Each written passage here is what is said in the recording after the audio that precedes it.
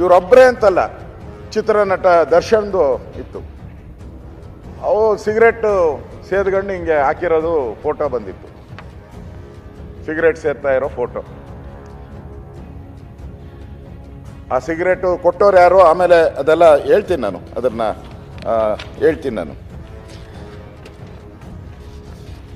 ಅದಾದ್ಮೇಲೆ ನೀವು ಜುಹಾದ್ ಹಮೀದ್ ಶಕೀಲ್ ಮುನ್ನಾ, ಅವನು ಟೆರರಿಸ್ಟ್, ಅವನು ಈ 5 ಸ್ಟಾರ್ ಟೆರರಿಸ್ಟ್. ಅವನಿಗೆ ಮೊಬೈಲ್ ಫೋನ್ಗಳು ಹೋಗ್ತೈತೆ.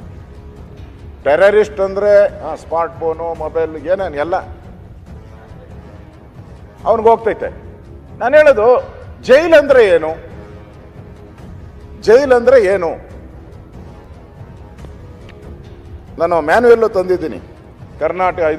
ಕರ್ನಾಟಕ ಕಾರ್ಯಗೃಹ ಮತ್ತು ಸುಧಾರಣಾ ಕೈಪಿಡಿ 2021, ಜ್ಞಾನೇಂದ್ರ ಅವರು ಇದ್ದಾಗ ಮಾಡಿರೋ ಕೈಪಿಡಿ ಇದು. ಅದನ್ನು ಓದ್ತೀನಿ, ಹೇಳ್ತೀನಿ ಏನೇನು ಕೈಪಿಡಿಯಲ್ಲಿ ಏನೇನು ಇದೆ ಅಂತೇಳಿ. ಇಲ್ಲಿ ಅವನಿಗೆ ಫೋನ್ ಬರ್ತೈತೆ, ಫೋನ್ ಕೊಡ್ತಾರೆ, ಅವನು ಮಾತಾಡಿಸ್ತಾರೆ. ಅಂದರೆ ಜೈಲಲ್ಲಿ ಇಷ್ಟೆಲ್ಲ ನಡೀತೈತೆ ಅಂತ ಹೇಳಿದ್ರೆ, ಜೈಲಿನ ಸಿಬ್ಬಂದಿ ಇರ್ಬೋದು, ಪೊಲೀಸ್ ಇಲಾಖೆ ಇರ್ಬೋದು, ಏನು ಮಾಡ್ತಾ ಇದ್ದಾರೆ? ಏನು ಕತ್ತೆ ಕಾಯ್ತಾ ಇದ್ದಾರಾ? ಏನು ಕತ್ತೆ ಕಾಯಕ್ಕೆ ಸಂಬಳ ಕೊಡ್ತಾ ಇದ್ದೀರಾ ಅವ್ರನ್ನ? ಲಕ್ಷ ಸಂಬಳ ಕೊಡ್ತೀರಿ.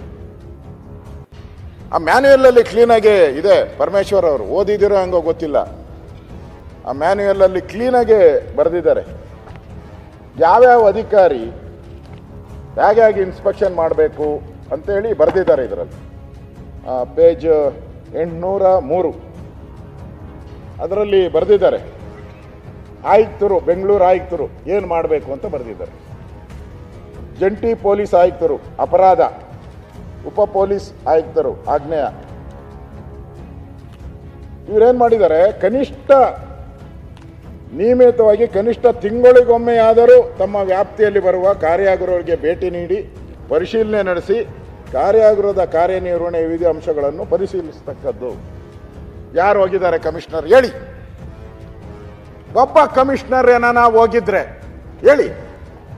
ಹೋಗಿದ್ದಾರೆ, ಇನ್ಸ್ಪೆಕ್ಷನ್ ಮಾಡಿದ್ದಾರೆ, ಪತ್ರಿಕೆಯವರು ಸುಳ್ಳು ಬರೀತಾ ಇದ್ದಾರೆ, ಹೇಳಿ. ಹೋಗಿಲ್ಲ.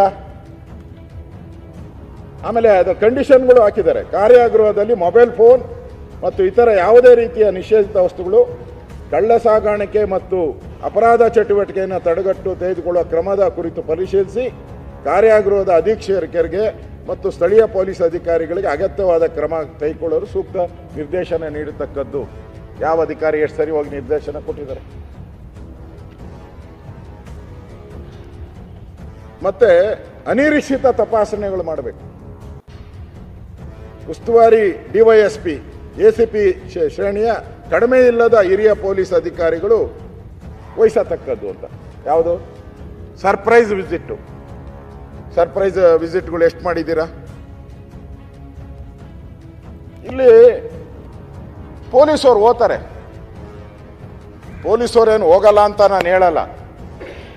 ಪೊಲೀಸವ್ರು ಹೋಗ್ತಾರೆ. ಯಾವಾಗ ಹೋಗ್ತಾರೆ ಅಂದರೆ, ಎಲ್ಲ ಪತ್ರಿಕೆಯಲ್ಲೆಲ್ಲ ಬರೆದಾದ ಮೇಲೆ ನೋಡ್ತಾರೆ ಅವರು.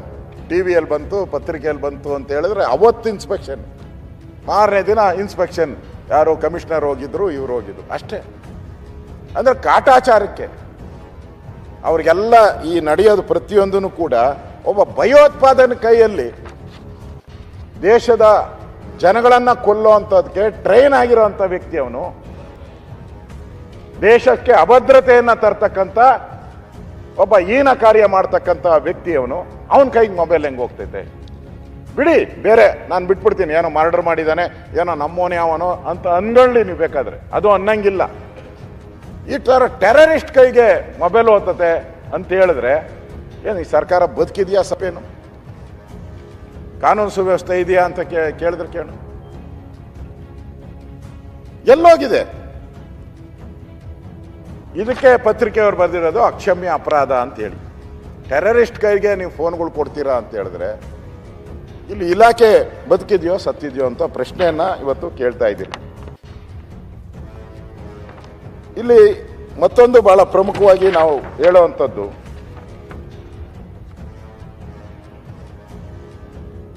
ಈ ಎಣ್ಣೆ ಪಾರ್ಟಿ 7ನೇ ಬ್ಯಾರಕಲ್ಲಿ ನಡೆಯುತ್ತೆ.